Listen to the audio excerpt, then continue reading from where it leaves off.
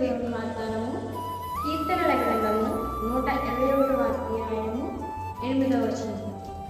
ఇది మొదలుకొని నిరంతరము నీ రాకపోకలందు యెహోవా నిన్ను కాపాడును. Praise the lord.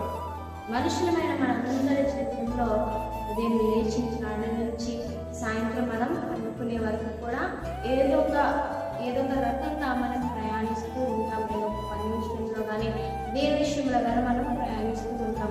మన ప్రయాణము సుఖంగా, సంతోషంగా, క్షేమంగా జరగాలంటే ఏసయ్య మనకి తోడుగా ఉండాలి. కీర్తన 21వ అధ్యాయం 2వ వచనం మనం చూసినట్లయితే యెహోవా వలనే మనకు సహాయము కలుగుతుంది. కాబట్టి దేవుని మనం ఆశ్రయించి దేవునికి మనం ప్రార్థన చేసి ప్రార్థన పూర్వకంగా మన ప్రయాణాన్ని మనం కొనసాగించినట్లయితే ఆ ప్రయాణం ఎంతగానో మంచిగా జరుగుతుంది. కాబట్టి దేవుని మనం ఆశ్రయించాలి. దేవుడు చెప్తున్నాడు